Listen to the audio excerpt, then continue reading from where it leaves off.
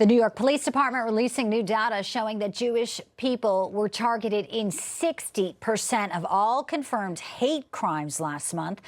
And just this week, several Jewish synagogues, homes, and property in Queens were all targeted with anti-Semitic graffiti. Correspondent Christina Thompson is live now with the very latest on this disturbing information. Christina. Right, Bianca, it's hard to believe because that number is so high, but it is true. They found that 60% of the hate crimes across New York were targeting Jewish people in the last month. We're going to take you through a few of them because we witnessed them across Queens on Monday morning. You can see in this surveillance footage, 4 people used the cover of the early morning hours to sneak onto this Jewish center, which does house a preschool and elderly center, and vandalize it with swastikas and anti-Jewish messaging. About a mile away, more security video shows 4 people tagging a private home here in Forest Hills. Another home, a car, and a synagogue on 108th Street were also spray painted with these hate symbols. Now, one of the symbols partially covering a Holocaust memorial plaque. Donnie is trying to cover his tracks, and you see him posting the right stuff and doing the right stuff after these anti-Semitic incidents, but I think he still has that disconnect in his head that he doesn't realize he's part of the problem. His lifelong mission to be a part of this Palestinian liberation movement, whatever you want to call it, it is just a psyop for hating Jews and Jewish people. And this isn't anything new, but it's pretty crazy that we're seeing it in New York City, a city that was really built by the Jewish people in a lot of ways. On Monday, several city council members did visit one of the congregations that was targeted. All of this happened, as I mentioned, on the eve of a Jewish holiday, which did kick off Monday at sunset. Councilmember Menon saying that when rabbis and congregants arrived to pray, they expected to be met with their usual loving community, and instead they were met with terrifying signals of hatred and threats of violence. Now, the NYPD is still looking for these 4 people involved in this. If you have any information, please reach out to them. Bianca? All right, Christina, great to have you with us to put a spotlight on what is happening there. So frightening. Thank you. I'm pleased to bring in now New York Congresswoman Nicole Malliotakis. She's on the House Ways and Means Committee and also Joint Economic Committees.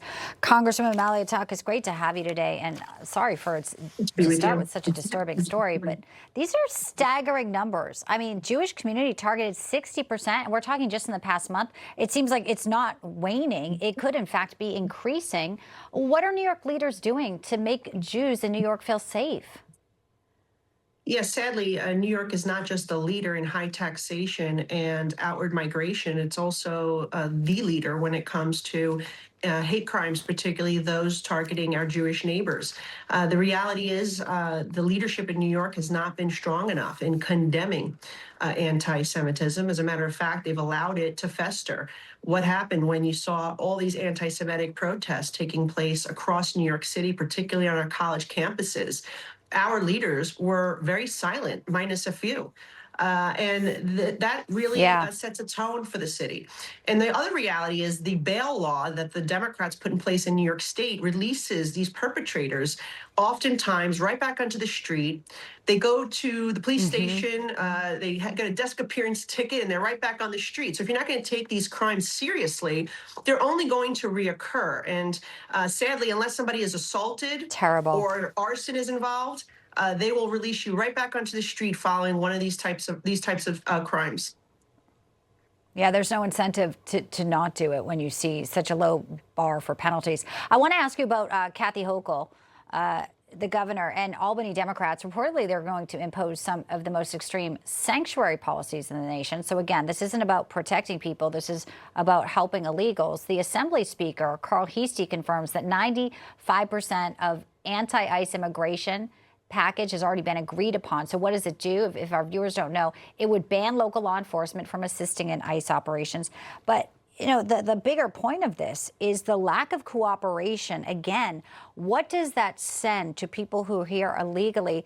I mean, we've seen some horrific crimes on subways and on streets, even just the petty crime when you have illegals who think we're going to get away with all this, Congresswoman. Yeah, look, and just in the last few months, we saw an elderly veteran killed as he was shoved on a subway track by an illegal immigrant. We saw another illegal immigrant in our state commit arson where 4 individuals were killed, including a child.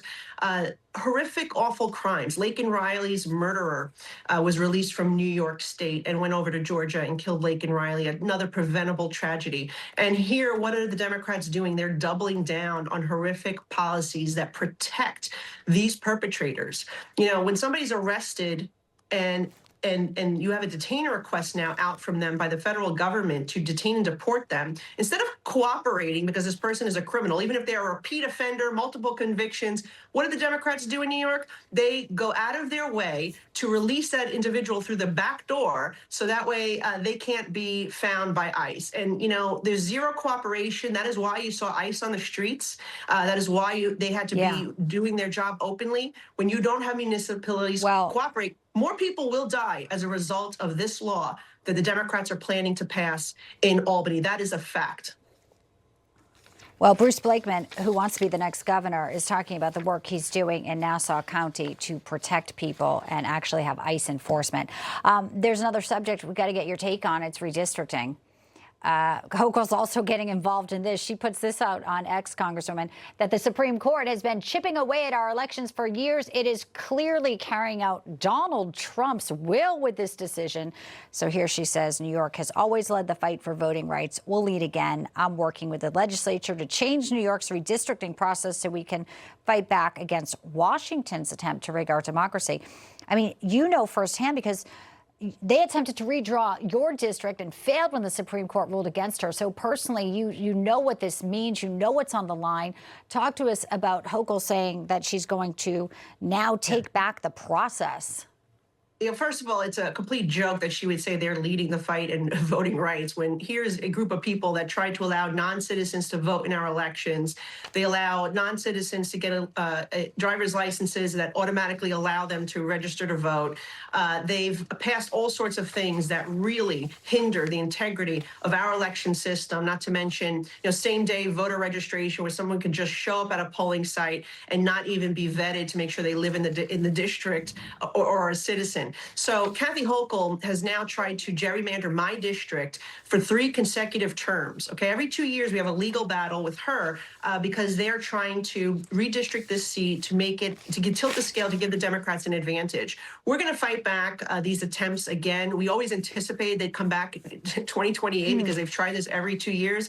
We will fight them again and we will win and stop their attempts to politically gerrymander. But let's be clear. Kathy Hochul and the Democrats in New York started this redistricting battle 6 years ago. It did not begin this year with President Donald Trump. And I've been critical of whether Republicans or Democrats do it. I think it's wrong. I think it should only be every 10 years based on the census. And perhaps we should be looking at artificial intelligence to see if we can somehow make these districts as competitive as possible so the voters are the ones who truly have the say and they have the better ability to hold their elected officials accountable. Interesting thought there with the AI component of it. Obviously, she should be more worried about the budget, of course, and all the wealthy people leaving. She says she doesn't want them to leave, but that's not really the focus there, is it? Congresswoman Nicole Malliotakis is doing some great work up there. We appreciate you joining us today, and we'll continue to follow all these big stories happening as well in New York. Appreciate your time. Thank you.